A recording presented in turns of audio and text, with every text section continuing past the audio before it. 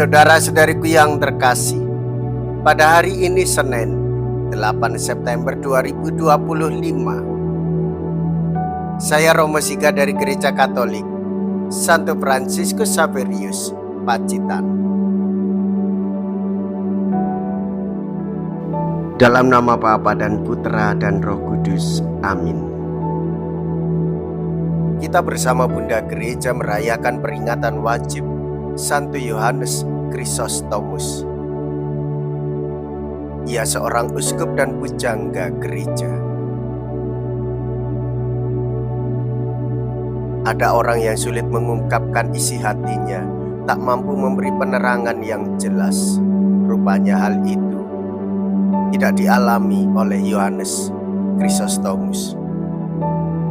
Dengan lancar dan jelas, ia memberikan penerangan. Dialah orang yang bermulut kencana. Bakat ini didukung oleh pengetahuan tentang kitab suci, menjadikan dia imam yang berwibawa. Sebagai patriks di Konstantinopel, digunakannya kefasihan berbicara itu guna menentang korupsi di istana. Tetapi ia malahan dibuang dan meninggal akibat kelelahan. Barang siapa mendengarkan sabdaku dan tidak melakukannya, ia sama dengan orang yang mendirikan rumah di atas tanah tanpa dasar. Mea culpa, mea culpa, mea maxima culpa. Saya berdosa, saya berdosa, saya sungguh berdosa. Semoga Allah yang Maha Kuasa mengasihani kita, mengampuni dosa kita, dan menghantar kita ke hidup yang kekal. Amin. Marilah kita berdoa. Allah Bapa yang Maha Kasih dan Maha Kuasa, keteguhan umat, Engkau telah menganugerahkan kefasihan kepada uskupmu Santo Yohanes Chrysostomus dan menguatkannya ketika dia dianiaya. Semoga kami dibimbing oleh pengajarannya dan dikuatkan oleh contoh ketabahan hatinya. Dengan pengantaraan Yesus Kristus Putramu Tuhan kami, yang hidup dan berkuasa bersama dengan Dikau dalam persatuan Roh Kudus, Allah sepanjang segala masa. Amin. Tuhan bersamamu dan bersama rohmu. Inilah Injil suci menurut Lukas. Dimuliakanlah Tuhan. Lukas bab 6 ayat 43 sampai dengan ayat 49. Yesus menyampaikan wejangan ini kepada murid-muridnya. Tidak ada pohon baik yang menghasilkan buah yang tidak baik, dan tidak ada pula pohon tidak baik yang menghasilkan buah baik. Sebab setiap pohon dikenal dari buahnya. Karena dari semak duri orang tidak memetik buah ara, dan dari duri-duri orang tidak memetik buah anggur.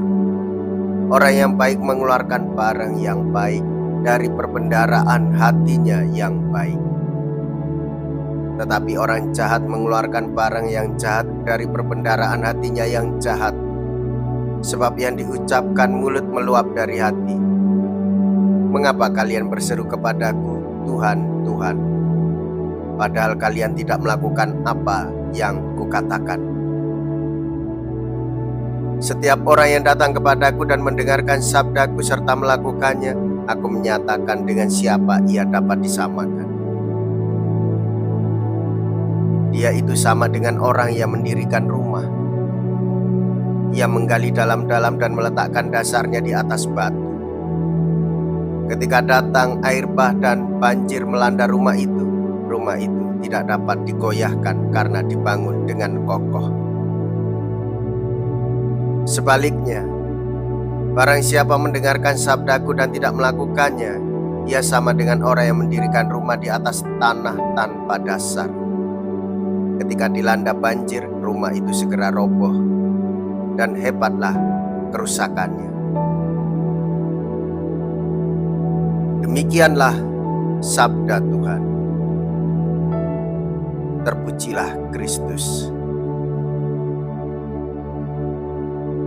Saudara-saudariku yang terkasih,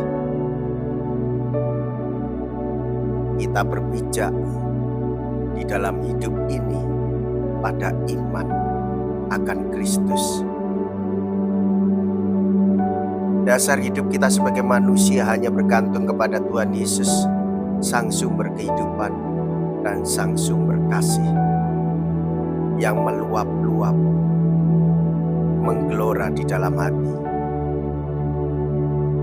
Kita ini manusia lemah, rapuh, tak berdaya, maka kita hanya memohon penyertaan Tuhan Yesus. Di dalam Kristus kita akan mampu menempuh pengalaman pahit dan luka dalam diri. Yesus akan menyembuhkan dengan kasih-Nya. Yesus menyembuhkan dengan pengampunan-Nya. Yesus menyembuhkan kita dari dalam melalui Roh-Nya yang kudus, yang senantiasa menyertai kita semua. Marilah kita berdoa. Allah Bapa yang Maha Rahim, kami telah menyambut tubuh dan darah Kristus pada peringatan Santo Yohanes Chrysostomus. Semoga sakramen ini memperteguh kami dalam diri kami sendiri. Sakramen ini memperteguh kami dalam cinta kasih-Mu.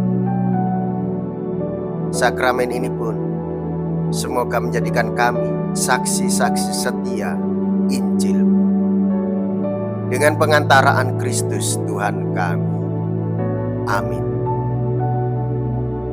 Tuhan beserta kita, sekarang dan selama-lamanya. Semoga Allah yang Maha Kuasa memberkati saudara sekalian, Bapa dan Putra dan Roh Kudus. Amin. Saudara-saudariku yang terkasih, pergilah, ibadah sabda sudah selesai. Syukur kepada Allah.